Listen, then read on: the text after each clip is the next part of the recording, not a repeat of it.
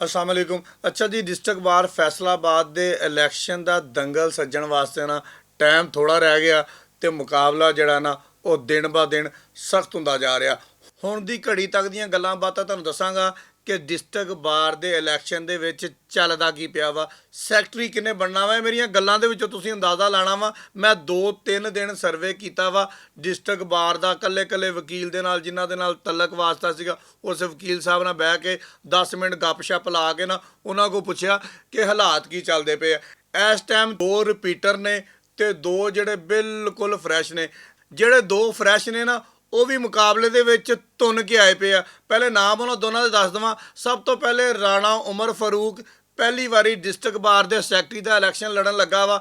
ਇਸ ਮੁੰਡੇ ਨੇ ਵੀ ਮਿਹਨਤ ਕਰਨ ਵਾਲੀ ਨਾ ਅੰਨੀ ਪਾਤੀ। ਦਿਨ ਰਾਤ ਇਸ ਬੰਦੇ ਨੇ ਵੀ ਮਿਹਨਤ ਕੀਤੀ ਆ ਤੇ ਕੱਲੇ ਬੂਹੇ ਤੇ ਜਾ ਕੇ ਨਾ ਵੋਟ ਮੰਗਿਆ ਵਾ।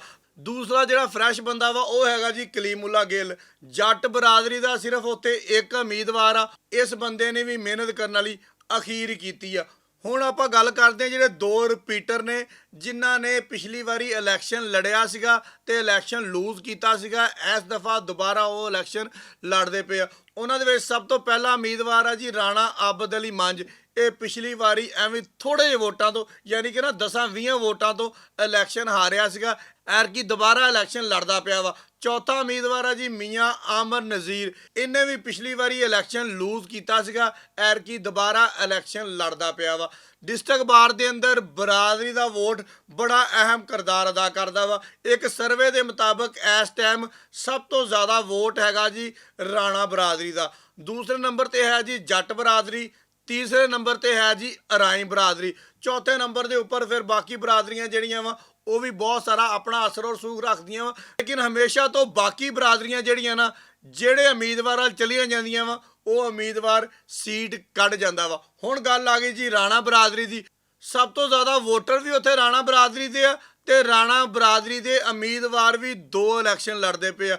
ਰਾਣਾ ਉਮਰ ਫਾਰੂਕ ਜਿਹੜਾ ਮੈਂ ਤੁਹਾਨੂੰ ਦੱਸਿਆ ਵਾ ਕਿ ਪਹਿਲੀ ਵਾਰੀ ਇਲੈਕਸ਼ਨ ਲੜਦਾ ਪਿਆ, ਬਿਲਕੁਲ ਫਰੈਸ਼ ਹੈਗਾ ਤੇ ਉਹਨੇ ਮਿਹਨਤ ਕਰਨ ਵਾਲੀ ਅਖੀਰ ਕੀਤੀ ਆ ਔਰ ਅੱਜ ਦੀ ਮਿਹਨਤ ਨਹੀਂ ਕਰਦਾ ਪਿਆ।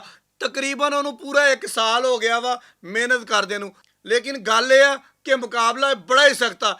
ਇਹਨਾਂ 4 ਉਮੀਦਵਾਰਾਂ 'ਚੋਂ ਜਿਸ ਬੰਦੇ ਨੇ ਵੀ ਜਿੱਤਣਾ ਵਾ ਉਹਨੇ ਐਵੇਂ ਥੋੜੇ ਜਿਹੇ ਵੋਟਾਂ ਦਾ ਫਰਕ ਹੋਣਾ ਵਾ ਕਿ ਚੰਦ ਕੁ ਵੋਟ ਉਹਦੇ ਉੱਪਰ ਹੋ ਗਏ, ਚੰਦ ਕੁ ਉਹਦੇ ਥੱਲੇ ਹੋ ਗਏ ਤੇ ਫਲਾਂ ਬੰਦਾ ਜਿੱਤ ਗਿਆ ਤੇ ਫਲਾਂ ਬੰਦਾ ਹਾਰ ਗਿਆ। ਤੁਹਾਨੂੰ ਸਿਰਫ ਅੱਜ ਵਾਲੀ ਗੱਲ ਦੱਸਣ ਦਾ ਮਕਸਦ ਇਹ ਸੀਗਾ ਕਿ 2 ਫਰੈਸ਼ ਬੰਦੇ ਇਲੈਕਸ਼ਨ ਲੜਦੇ ਪਏ ਆ ਤੇ ਯਕੀਨ ਕਰੋ ਅਗਰ ਦੇਖਿਆ ਜਾਵੇ ਤੇ ਮੁਕਾਬਲਾ ਵੀ ਉਹਨਾਂ ਦੋਨਾਂ ਦਾ ਤੁੰਨ ਕੇ ਸਖਤ ਹੈਗਾ ਵਾ। ਹੁਣ ਦੇਖੋ ਕਿ ਕਿਹੜਾ ਇਲੈਕਸ਼ਨ ਜਿੱਤਦਾ ਵਾ। ਇਹਦਾ ਫੈਸਲਾ 10 ਜਨਵਰੀ ਨੂੰ तमाम ਵਕੀਲਾਂ ਨੇ ਆਪਣਾ ਵੋਟ ਪਾ ਕੇ ਕਰਨਾ ਵਾ ਕਿ ਕਿਹਨੂੰ ਉਹਨਾਂ ਨੇ ਸੈਕਟਰੀ ਬਣਾਉਣਾ ਵਾ। ਅਸੀਂ ਤੁਹਾਨੂੰ ਸਿਰਫ ਦੱਸਣਾ ਆਇਆ ਸੀਗਾ ਕਿ ਇੰਨੇ ਵੋਟ ਐਸਐਸ ਬਰਾਦਰੀ ਦੇ ਆ। ਇਹ ਬੰਦਾ ਇੰਨਾ ਮਜ਼ਬੂਤ ਆ, ਪਹਿਲੀ ਵਾਰੀ ਇਲੈਕਸ਼ਨ ਲੜਦਾ ਪਿਆ ਵਾ ਔਰ ਪਹਿਲੀ ਵਾਰੀ ਇਲੈਕਸ਼ਨ ਲੜਦਿਆਂ ਹੋਇਆਂ ਵੀ ਨੀਂਦਾਂ ਹਰਾਮ ਕੀਤੀ ਪਿਆ ਵਾ। ਬਹੁਤ ਸ਼ੁਕਰੀਆ।